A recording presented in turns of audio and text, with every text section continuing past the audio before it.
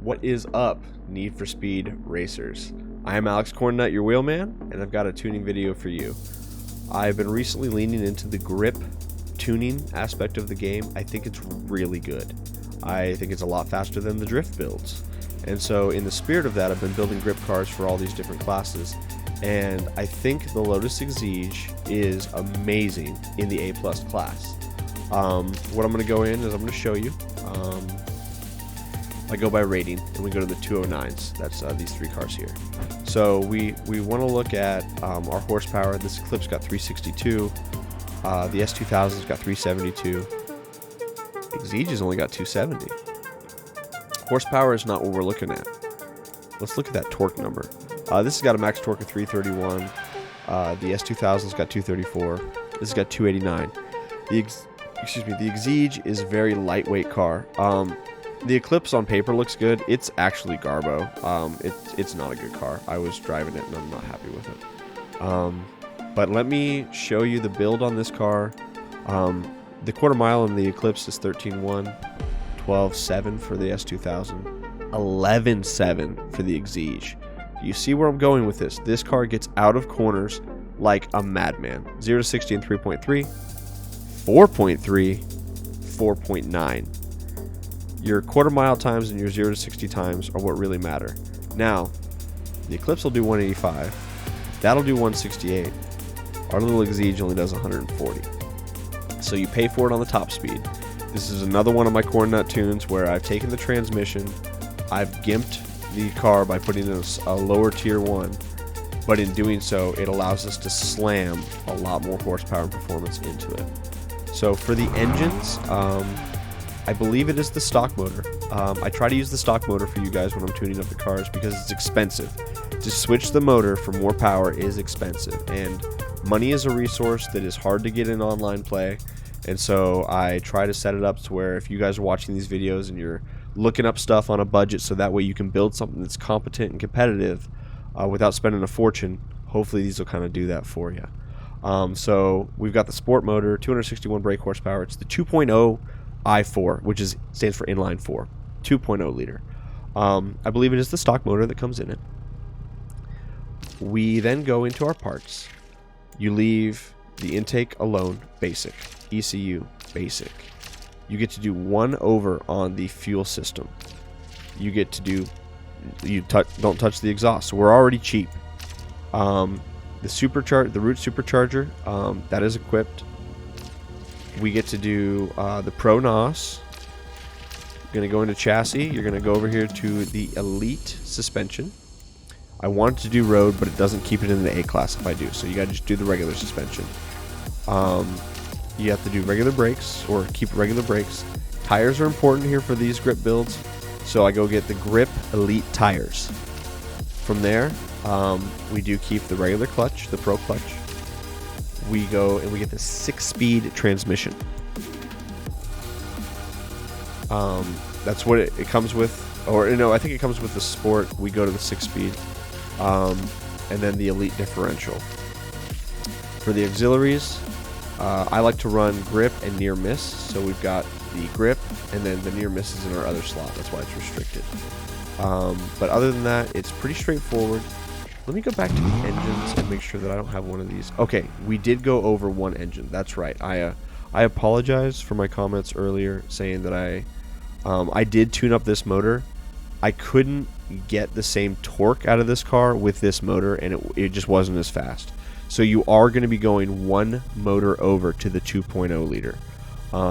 Hopefully you guys have got the money for that. I think it was like 50 or 60K for it, so it's not a small number. I mean, that it's 2 series if you win, so you're gonna be paying for it, but it is worth it for this car. Once you've done all that, go to your handling. Take the slider, run it all the way to the left for grip. I run my steering sensitivity a couple clicks to the right. That's personal preference. You do you. You need to run your downforce all the way to high, otherwise you cannot get it into A class. Traction control off, drift entry off.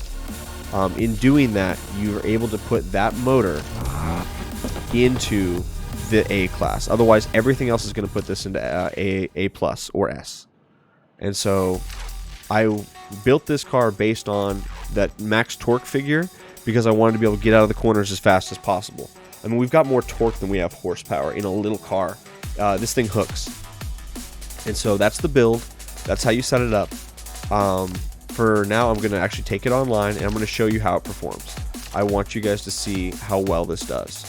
A-Class is kind of a funny class for this because there are races that are just highway rolling. Like, you're just on the highway flat out. We lose those. This car only does 140. It gets there in a hurry. It's one of the best cars to get out of the hole and do stuff with, but it comes at a price.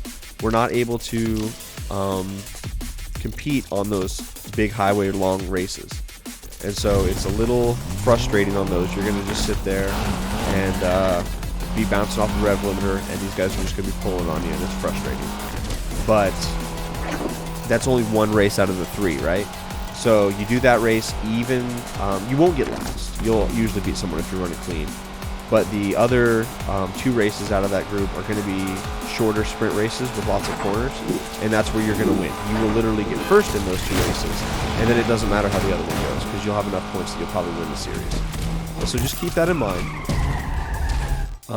When I build these cars, I like to build a car that is going to be incredible for you to run with. That's like, this is that Windy City Sprint. That's an all highway race. That's when we will get beat up. Let's see. That one's not bad. We'll try to find one that's got lots of little corners so I can really show you what this car does. Yeah, this is actually good. Let's do this one. Hopefully we get some people that want to join this, that are willing to participate, so that way we can keep the video short. I don't have an editor. I don't take the time to edit the videos, and so it's kind of like we do a one take, and you get what you get, and please don't throw a fit. But my tuning style, I try to make cars that if you're gonna win, you have something that is faster than everybody else, and you can just get it done. These are what I drive, so I'm not just tuning something for clickbait. I'm tuning something that you guys can hopefully drive and enjoy, and feel the same kind of smile that I get when I'm running these cars. So we'll do Millionaire Drive here. I'll get a perfect start, but I won't boost off the line. I want to show you how fast we walk away from that AMG. Now that's the rental. He doesn't have anything tuned on it. It's going to be probably a little demoralizing for him, but that's alright.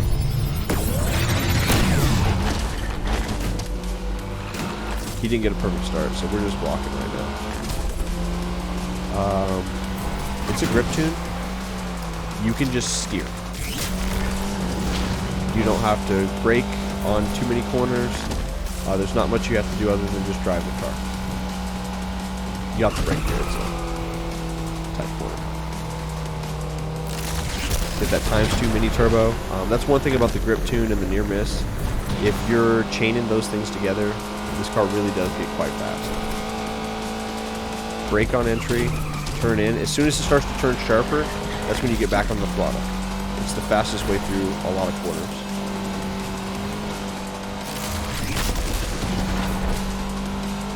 I was running a drift tune for pretty much all 99 of my levels. And then once I was exposed to one of my friends, he was like, hey, try a grip build. You'll probably like it. I was like, okay, let me see. I didn't feel like grip was that viable. Oh my goodness. It's incredibly viable. The cars are just fast. Now, that being said, as you approach the higher tiers like S+, for example, if you do a full grip build, you are going to be doing some e-brake turns. You've got to just get on the car, do a 90-degree turn, and then accelerate out. There's in the sweeping corners like these you can, but when it's a 90-degree corner and you're going 200+ miles an hour, there's just no nice way to make that corner at speed. Whereas a drifter's going to just sail through it. Another thing you can do with these grip builds is you can modulate your throttle, meaning you can kind of let out of the trigger a little bit, get out of the throttle a little bit to make the corner. As soon as you start to coast, or you're decelerating, not on the brakes, just not accelerating this hard, the car turns in sharper. And so you can you know, use brake a little bit to get it to turn in, or you can just let off the gas and let it turn in. Once it starts to make that turn in, get right back on the power and just get out. If you do not have it tuned to full grip, when you get back on the power, sometimes it'll drift. Especially if you have it set to where in the handling it's tap to drift or gas to drift. If you've got it to either one of those settings, you're going to pay for it. There's just like you're telling the game that when you hit the brakes in a corner, you want the car to slide, and that's not what you want. So you want to turn all that stuff off, so that way when you do get into a corner and if you're going too fast, you can hit the brakes and still make it around. So if you guys know how to do the grip driving and you're already there, that's wonderful. This video is probably not as much for you. If you're a new player and you're kind of trying to learn how to be competitive online, I am that guy. I'm Mr. Tryhard. I like to have fun. I enjoy making content for you guys. So right there, I was out of the throttle for a second, and then as soon as I got back in it, it slid on me. If I wouldn't have punched it, if I would have just kind of rolled on the throttle, so to speak, like slowly started pulling the trigger, it wouldn't have slid like that. Another thing to be aware of, curbs will change your life, and they will wreck your car. If you've got two tires up on the curb and you're making a corner, the car is more willing to slide than not. So right there mid-corner, I jabbed the brakes between that van and the wall to make sure that I would make it through there. That's one thing about a grip build that's so nice. If I was in a drift build and I was committed to the drift there, I would have crashed for sure. But because I'm grippy, I can adjust my line mid-corner, grab a handful of brakes, and then punch the throttle and hold my line steady. I'm trying to I want to get on the curbs there. I want to show you what it's like when the car slides around. It's terrifying. I'll see if I can grab some curb action over here on this corner.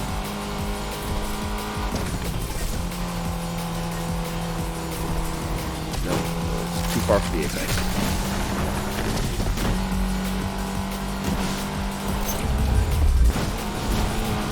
Like, as you guys can see, on the short track, this car slays.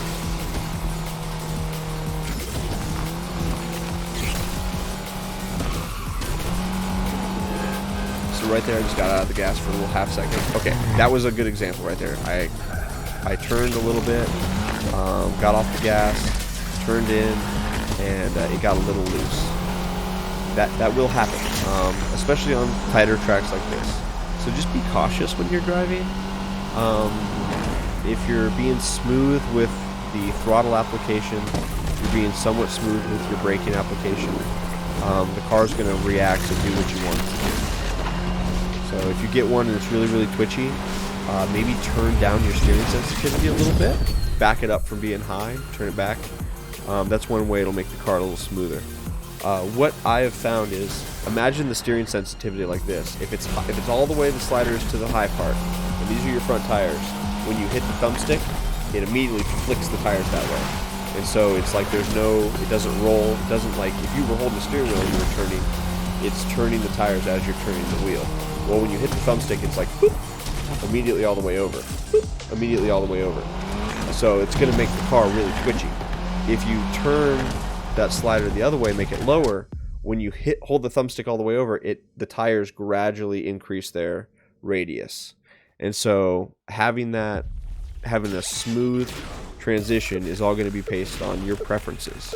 If you're good on the thumbstick and you can easily just kind of lean it over and not just flick it over, you can go with a little bit higher sensitivity, and it'll give you the ability to have lots of car control. But if you're one of those guys that just plants the thumbstick all the way over to the side and then just the car's going to do what it does, I would go to maybe the middle of the road or maybe back it down 1 or 2 clicks. So it's just a little bit of food for thought.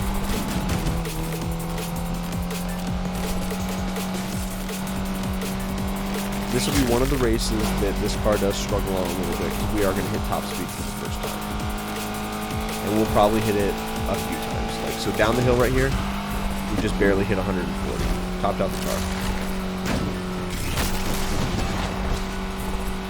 Another thing, when you're using these mini turbos, you don't want to be doing any steering input when you're hitting that. You want to try to have the car pointed straight or pointed the direction you want to go. Use it like, I kind of treat it like a gun almost. Like, if you're in a drift and you hit it, you're going to waste all the inertia that it's going to give you.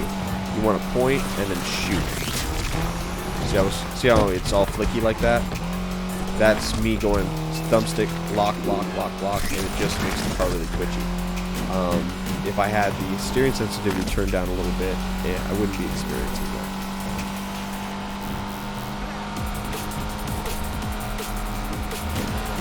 And most of the time when I'm turning, I'm not pressing the thumbstick all the way over. I'm being really gentle with it, just giving it a little bit of steering input.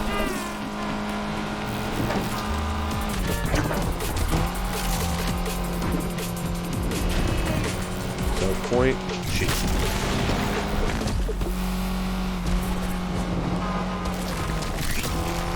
This car's a little driftier than I want it to be. I think, well, unfortunately with the way it's tuned, there's just no nice way to make it more planted. On the brakes, hit the corner, point and shoot. I mean, I'm critiquing myself, right? Like, I wish it was more planted, but you don't have any problem getting away from your opponents. Just make sure that when you're on the brakes and you're turning, that you're being smooth with your input so that way the car doesn't slide too much.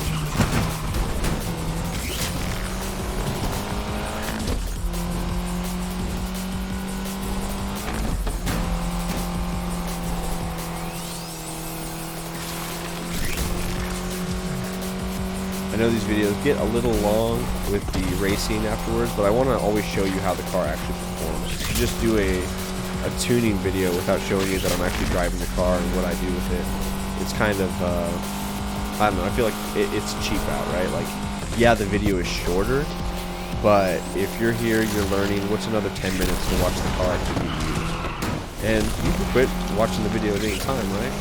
But if you can see the way somebody else is driving the car, and I can walk you through how I drive the car and why I think it's good, give you a little insight, hopefully that'll add some value to the overall content and will make you a faster racer. So that is the Lotus Exige A-Class. It's a fabulous little vehicle. I think it's really great. Go ahead, give it a go, see what you think. I am Alex Cornnut. If you stuck around to the end, thank you so much for watching. I appreciate you. I only make content because somebody else is going to watch it.